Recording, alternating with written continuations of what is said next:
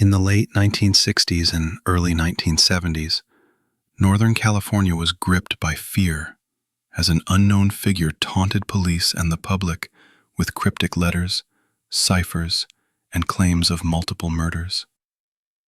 This is the story of the Zodiac Killer, one of the most infamous unsolved serial cases in American history, responsible for at least 5 confirmed deaths and possibly many more between 1968 and 1969.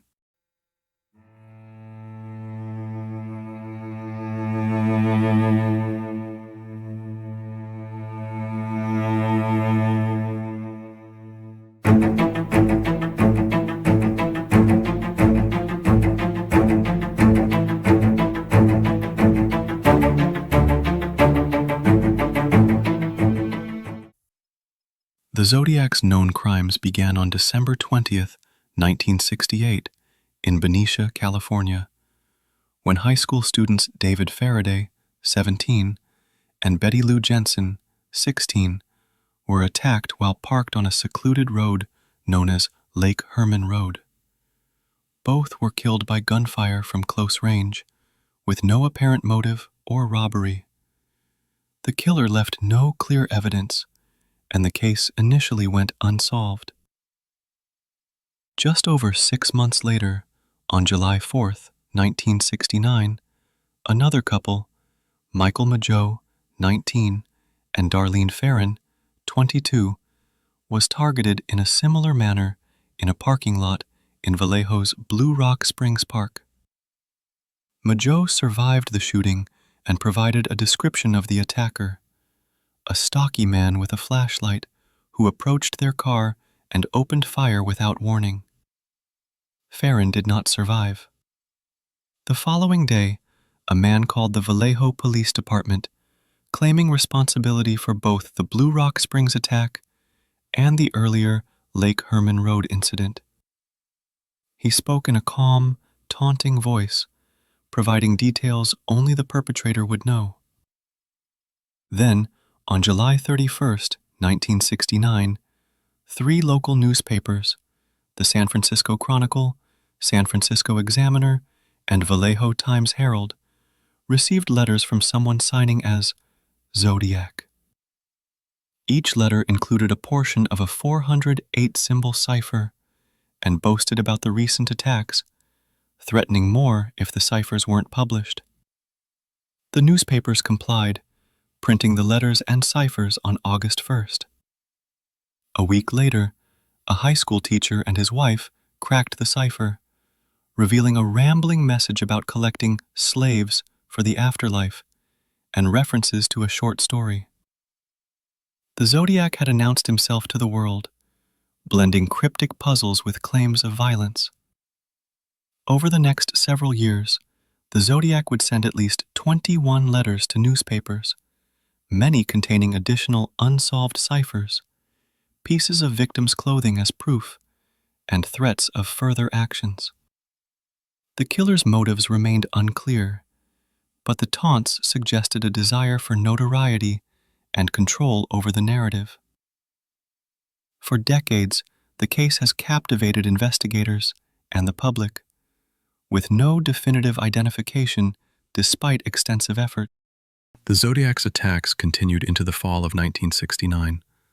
On September 27, 1969, at Lake Berryessa near Napa, California, college students Brian Hartnell, 20, and Cecilia Shepard, 22, were approached by a man wearing a hooded costume with a zodiac symbol on the chest. The assailant bound them with rope and attacked them with a knife. Shepard did not survive, but Hartnell did, and provided details about the hooded figure, who spoke in a voice and claimed to be an escaped convict. Before leaving, the attacker wrote a message on Hartnell's car door, including dates of previous incidents and the zodiac symbol. Less than 2 weeks later, on October 11, 1969, San Francisco cab driver Paul Stine, 29, was killed in the Presidio Heights neighborhood. The Zodiac took a piece of Stine's shirt as a trophy and later mailed it to the San Francisco Chronicle with a letter claiming the crime. This was the Zodiac's only confirmed urban attack, and witnesses described a stocky white man fleeing the scene. A police sketch based on descriptions was released, showing a crew-cut man with glasses, still one of the most iconic images in the case.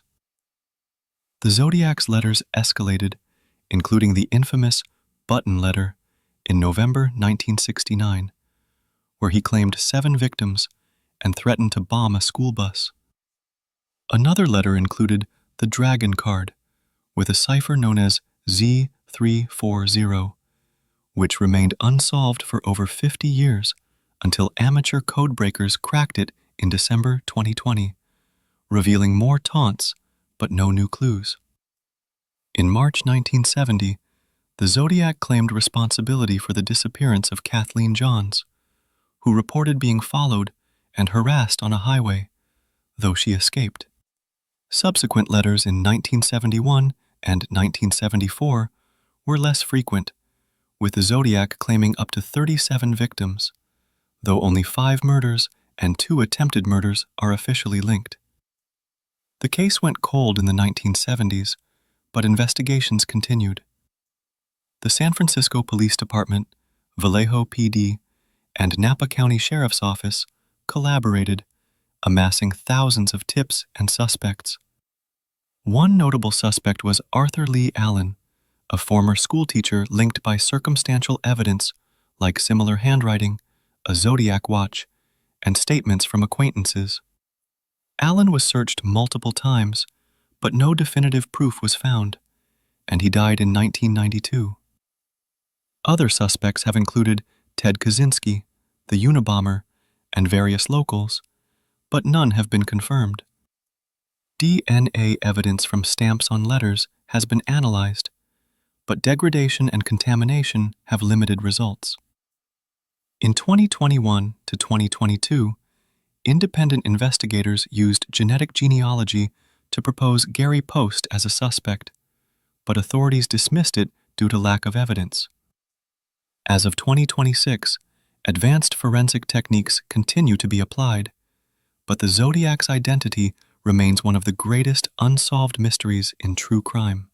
The Zodiac case has never resulted in charges or a trial, as the killer was never identified.